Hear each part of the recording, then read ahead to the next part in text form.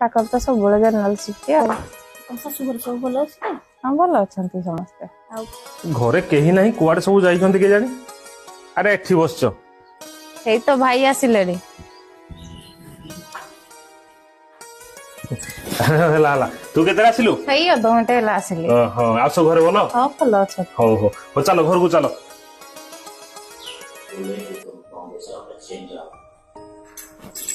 अरे मोने खाइलानी कि नहीं?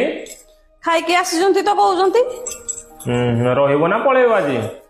ପଳେଇବେ କହୁଛନ୍ତି। ଆରେ ବାପ ଘରଟା ଆସିଛି ଦିନେ ଦି ଦିନ ରହିବନି ଆସେ ଆଉସ ଖାଲି ଯିବ। ଅସୁବିଧା ପଇଲେ ତ ବାପ ଘର କଥା ମନେ ପଡେ, କିନ୍ତୁ ବାପ ଘର ସବୁ ଅମାର ସମ୍ପତ୍ତିରେ ରଖା ହେଇଛି।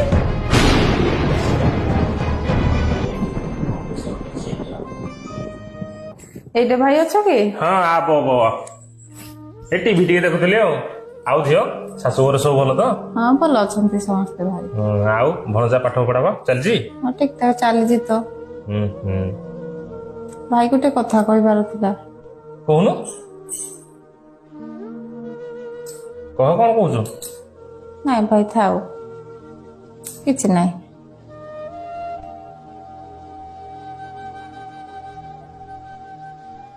ଆରେ ଗୋଟେ ପାଣି ଗ୍ଲାସ ଗଲ ଆଣିବ। ଏତେ ଟିକେ ଲେମ୍ବୁ ଟିକେ ଚିନି ଟିକେ ମିଶାଇ ତ ପେଟଟା ଟିକେ ଭଲ ଲାଗୁନି ତ।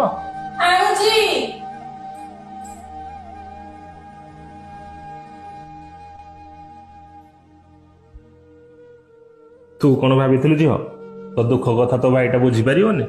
ହଁ ଗୋଟେ ଭଉଣୀର ଦୁଃଖ ନା କେହି ନ ବୁଝିଲେ ନାହିଁ, ତା ଭାଇଟା ଆଗ ବୁଝେ। ଟଙ୍କା 5,000 ଥିଲା, ଦରମା ବି ଆସିନି, ଏଇଟା ନେଇକି ତ କାମରେ ଲଗା।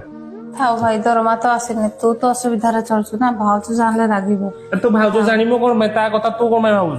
ସେ କିଛି କରିପାରିବନି ମ। ତୁ ନେ ଶୁଣୁ ପାଟି ଚୁପ୍ କର, ପଇସା ଧର, ମୁଁ ଡ୍ୟୁଟି ଯାଉଛି ହେଲା।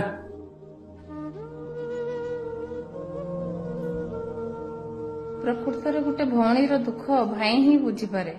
ମୋ ସୁନା ଭଉଣୀ ମୁହଁ ତୁ ସୁଖାନି, ମୋ ସୁନା ଭଉଣୀ ମୁହଁ ତୁ ସୁଖ